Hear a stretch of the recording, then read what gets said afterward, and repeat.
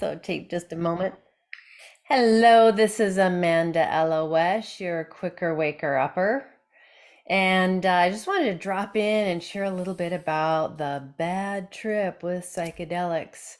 And before I jump into that, I wanted to share just a little smidge about who I am, my work with sacred psychedelics, aka entheogens.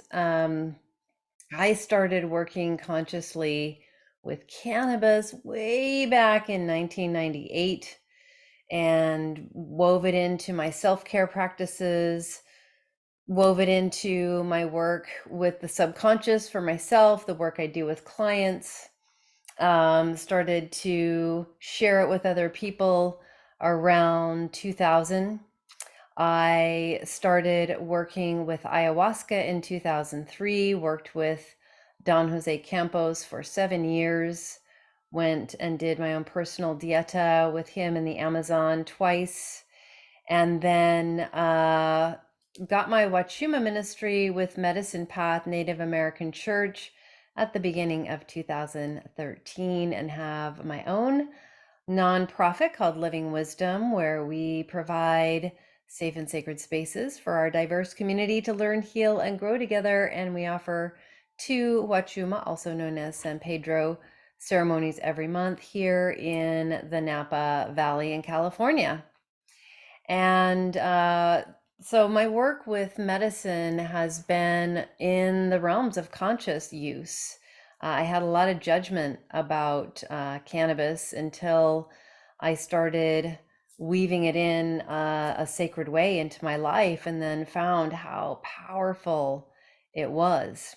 I went to Burning Man for the first time in 1998 and had my first acid trip within about 30 minutes of arriving at Burning Man.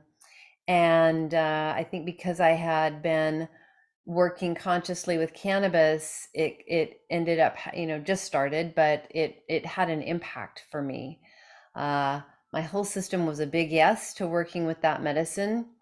And I loved my experience. I did have one venture out one evening where things started to feel a little funky for me. And I traveled back to my camp and spent some time dancing and brought myself back into a grounded space. And fortunately, I think it's just my makeup in general, my human design, my astrological chart, all that Scorpio and Sagittarian, big Sagittarian energy helps me to navigate the mystical realms with, and the dark shadow work realms with a lot of consciousness and awareness. And I definitely know that my noble purpose is to help people to navigate the mystical and the shadow realms with greater ease and gentleness in their lives.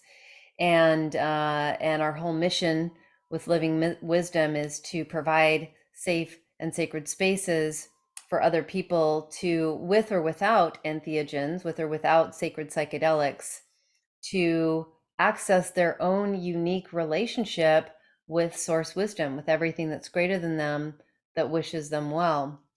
And I'm aware that bad trips, wow, that's a big deal, because usually these psychedelics, these entheogens that we take into our systems, most of the time they're kind of a long journey, and the ones that are not necessarily long, they're really intense. And I was tuning in to the fact that I haven't really had very many bad trips in my life. And the ones that felt like they kind of started going sideways, I was able to pull myself into a really beautiful, deep healing experience. So I thought I would share a little bit about what I do and what you can do to avoid having a bad trip. You may have heard of the term set and setting. It's used a lot. If you're familiar, I think it's used multiple times in the Netflix series How to Change Your Mind with Michael Pollan in his book, and in a lot of people who've written about altered state, set and setting, and that refers to set refers to mindset, and the setting is, you know, a lot of different ways, but where, when are you ingesting? Are you going into this altered state? So one thing that I've noticed about altered states is they kind of, for better and for worse, they pull down our regular defenses. They put us into greater awareness of other dimensions that we're always engaging with and that are engaging with us, but we don't usually have these senses opened up to really understand or detect them. And in these different altered states bring on different awarenesses of these different layers of ourselves and the world around us.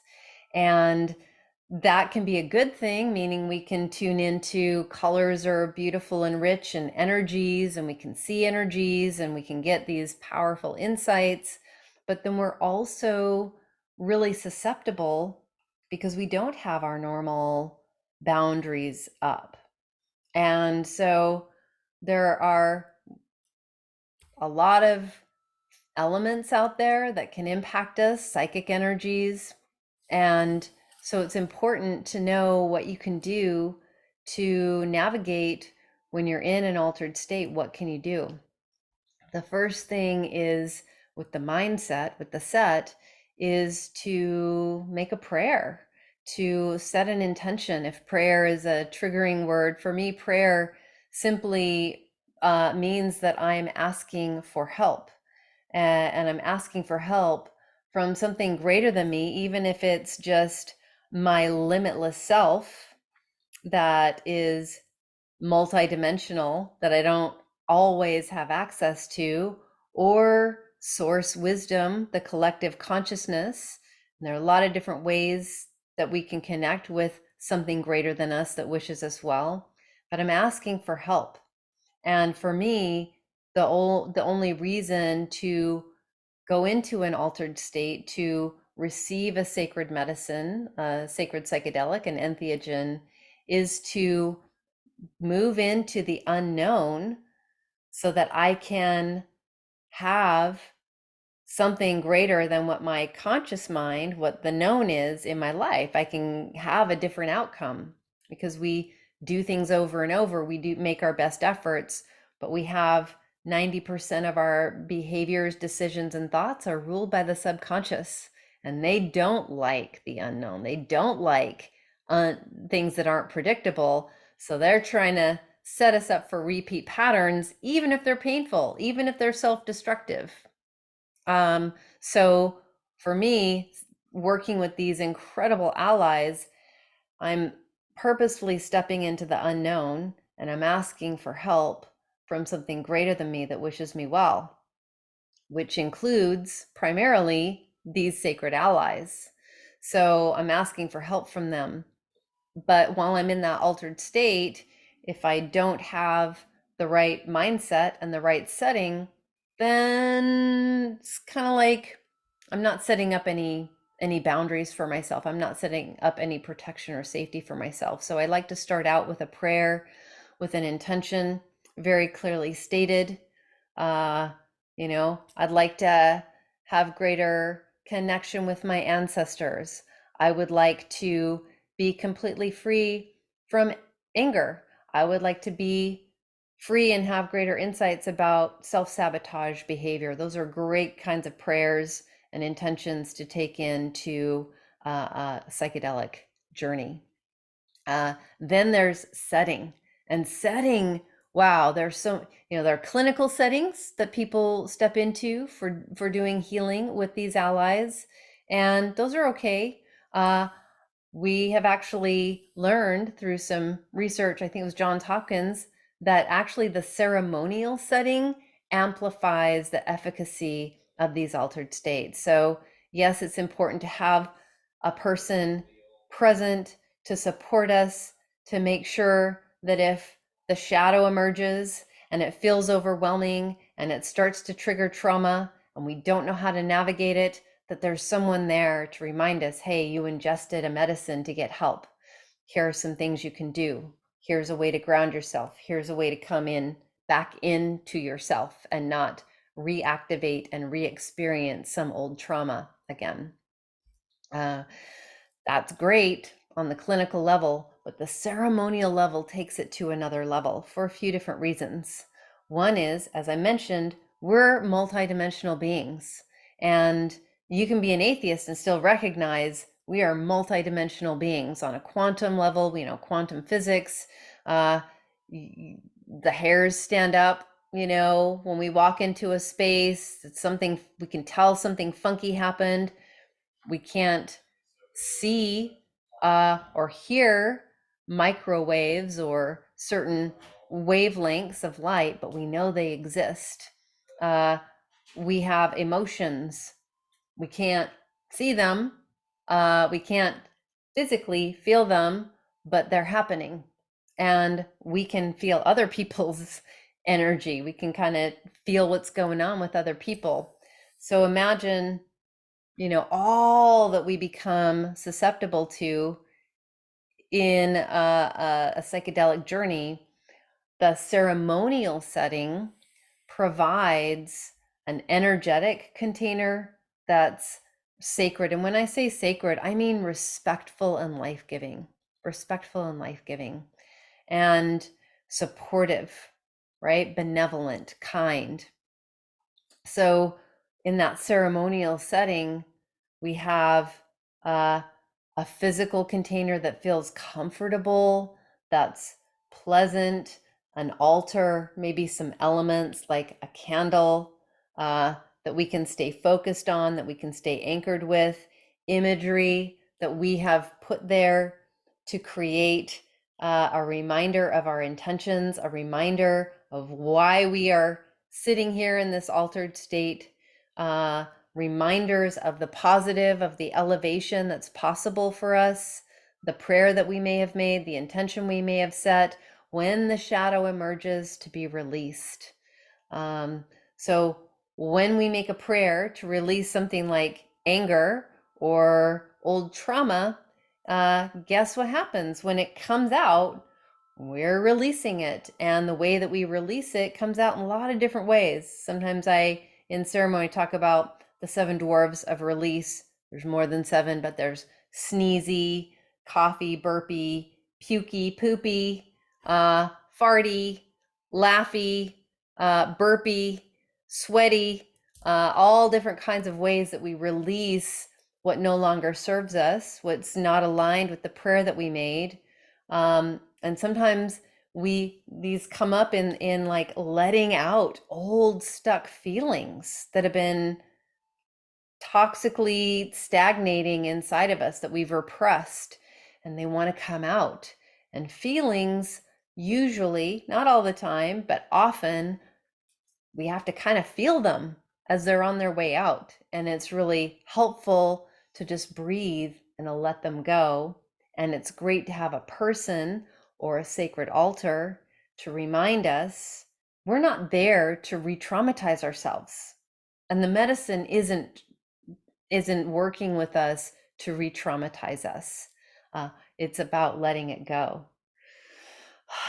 So breathing really deeply, creating as much softness as possible, doing a little movement beforehand, making sure that you've had a really cleansing diet so that your metabolism, your whole digestive system is clean and open and able to release what's happening, what's being pulled out of your system.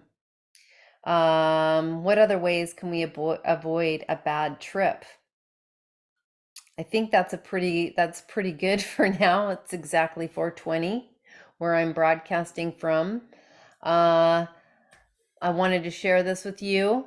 Hopefully it's helpful. There may be more tips coming in about how to avoid a bad trip. Mostly think about it beforehand. Make sure you know what your mindset is. Make sure you create a safe and sacred setting for yourself. It's if you're new to this, or even if you're not, and you may have a big journey, or there may be some old trauma that may come up, it's really helpful to have someone there with you. to support you, to remind you, hey, you ingested something. You're on a healing journey.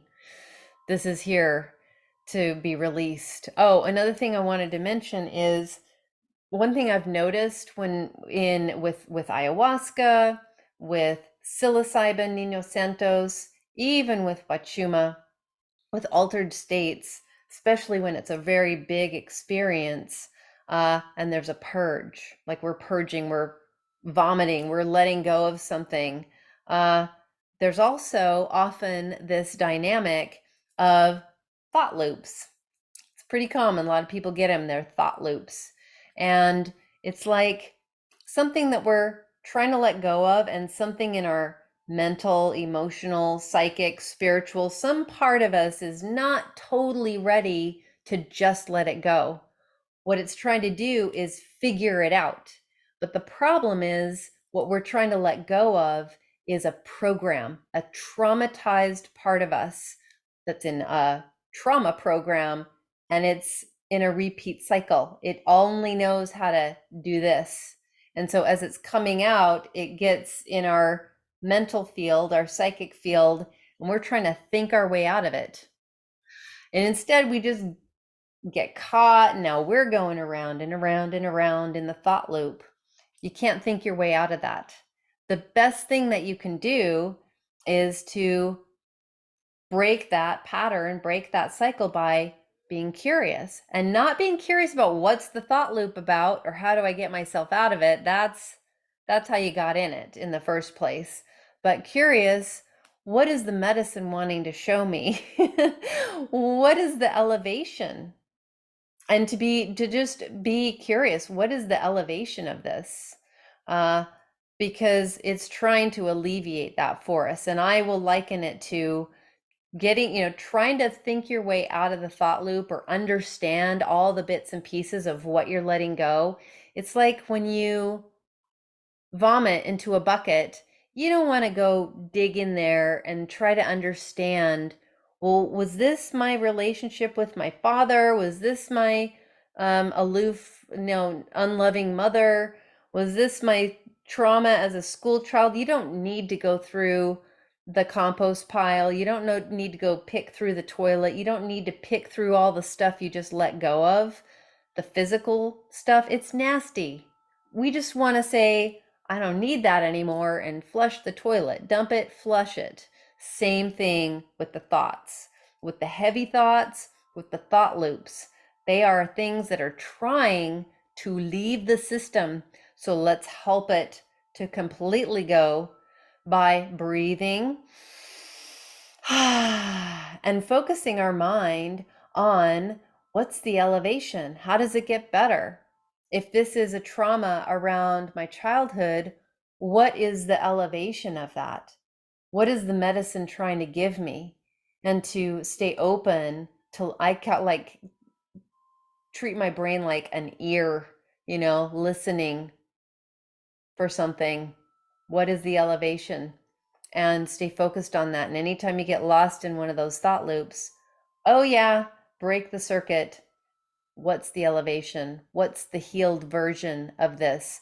Not trying to think about it and make it up in your mind, but to stay open for it to come in, for it to be introduced by everything that's greater than you, that wishes you well.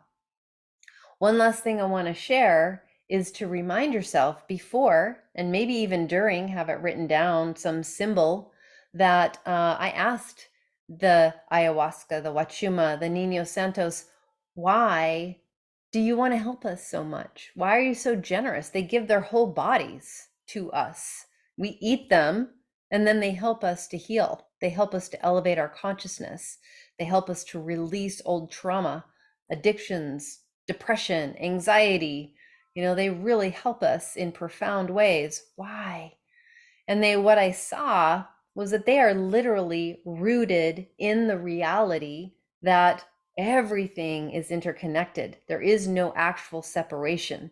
There may be different expressions of life, like Amanda Elo'esh. This is what Amanda Elo'esh looks like. And then here's a Wachuma, and here's Nino Santos, and here's ayahuasca, and here's Chacruna. They look different, but they're all consciousness.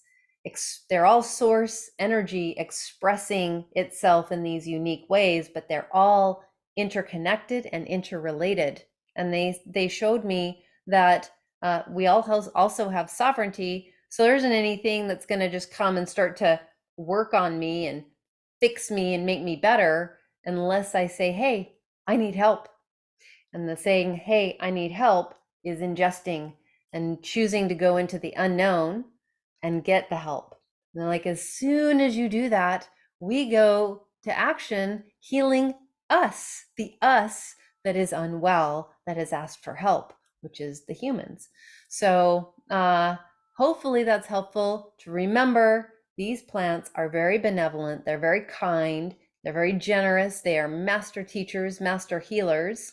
And we can avoid bad trips by coming into it with respect, coming into it with gratitude, coming into it with prayer and intention, with sacredness, with reverence, and maybe some supportive person to help remind us in case we get stuck in what we're trying to let go of. The sacred setting is helpful. And that's it for now. Hopefully this is helpful. Please share it with anybody you know who is curious about working with these sacred allies or is already working with these sacred allies. If you want personal support, you can send me a message or put a comment wherever you see this posted. And again, please share and pass on the good word. I'm here for you. Living Wisdom is here for you. This is Amanda Elo'esh, Living Wisdom, loving you up, sending you all the goodness. Until we get to connect again, may the source be with you.